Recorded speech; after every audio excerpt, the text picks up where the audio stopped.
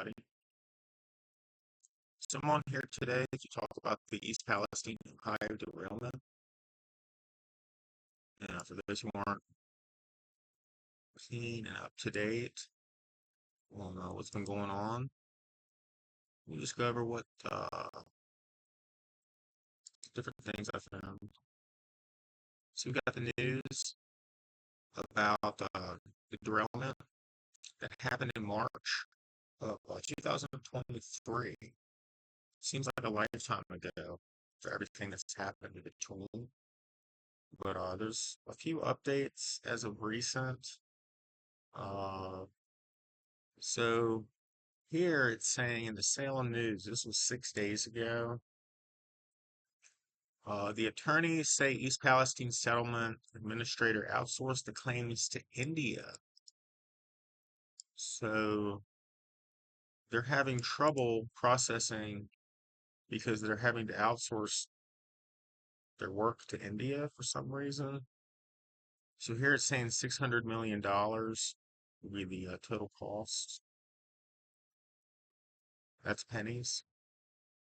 Back in December 1st, the U.S. District Court, the legal team representing the community of East Palestine, presented new evidence to support their motion to hold Kroll Settlement Administration LLC in civil contempt, filing a request that the court order Kroll to return more than $9.5 million in fees paid from the $600 million settlement fund established after the 2023 crash.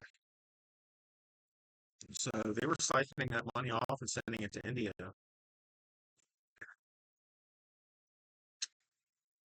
And watch this little video really quick. And it's kind of an AI video that shows you exactly what happened. On February 3rd, 2023, in the small town of East Palestine, Ohio, a Norfolk Southern freight train carrying toxic chemicals derailed in the middle of the night. 50 rail cars jumped the tracks, many of them carrying vinyl chloride, a highly flammable chemical known to cause cancer. Within hours, massive fires erupted, sending thick black smoke Those fires didn't erupt. They were set on purpose. into the sky, visible for miles.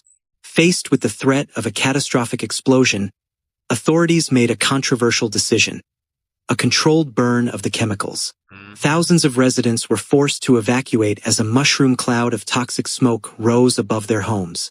When they returned days later, the nightmare continued. Dead fish floated in local creeks. Families reported headaches, rashes, and strange chemical smells in their homes. The EPA declared the air and water safe, but residents didn't believe it. Town hall meetings turned heated as people demanded answers. Lawsuits piled up against Norfolk Southern.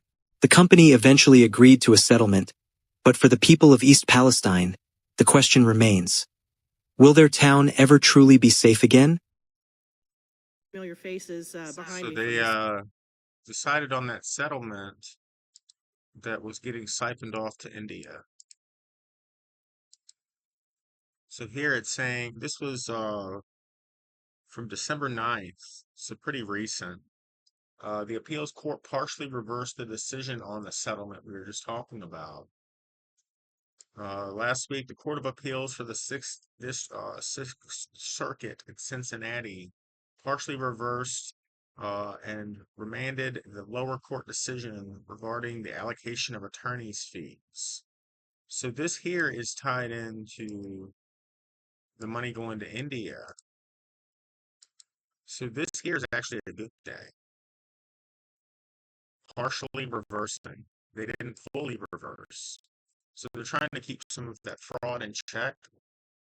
It's very hard when the whole system is built on fraud.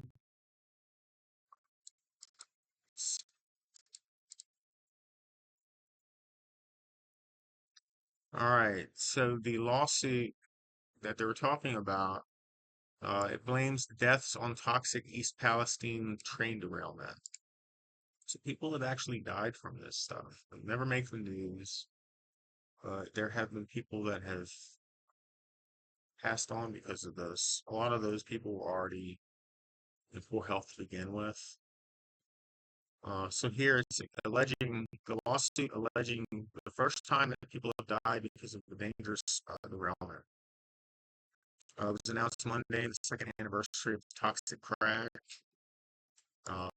J.D. Vance visited the small community. He used to represent as a senator and touted the cleanup with President Donald Trump.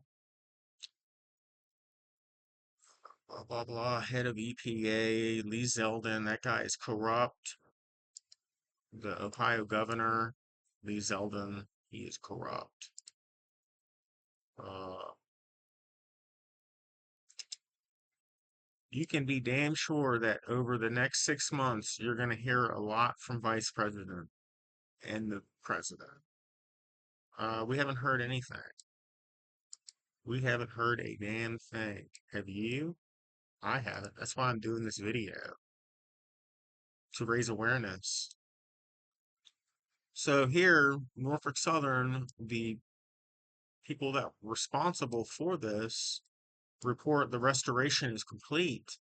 So everybody just, tuck your chain in your shirt, just walk on your merry way, nothing to see.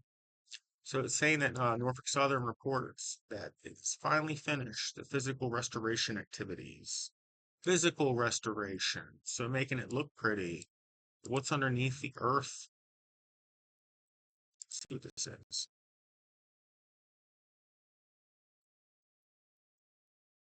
Well, Norfolk Southern has announced that its physical restoration of the train derailment site is complete nearly 3 years after the disaster struck there. Corey McCrae spoke to some residents and village officials to get their reaction to this announcement and progress as a whole. Hi, Corey. Madison, good evening. The village manager tells me they're looking toward the future while still being open to any concerns that residents might have. Norfolk Southern announced that restoration at Ground Zero is complete and that major equipment and work trailers have been removed from the derailment site. I think the community is going to welcome that reduction in traffic, reduction in construction noise, and the visible reminder that something here happened. And I think we're ready to move on from that. The railroad will still have crews at the site and monitoring ground, surface, and drinking water. Norfolk Southern has submitted a final. So yeah, they're just touting about how good they are, good of a job they did.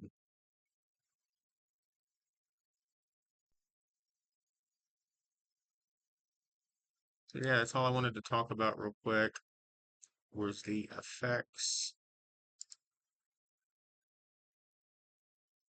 All right, so this here, we've got a bunch of the different videos. A lot of them are from a year, 2 years, multiple months ago. I've yet to find anything that's recent. So nobody's really talking about this anymore. It's a shame. It's a huge thing that happened. And it just not only affects this community here locally, but if you look at where East Palestine, Ohio is,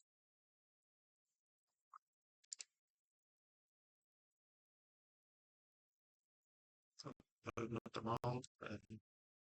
So yeah, if you look at where East Palestine,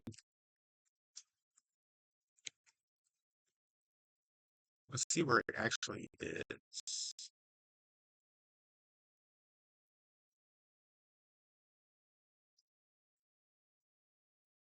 And I'll show you. So here it is, right here in the middle. And there we go. We got the little dot there. So it's basically right on the line, Pennsylvania and Ohio.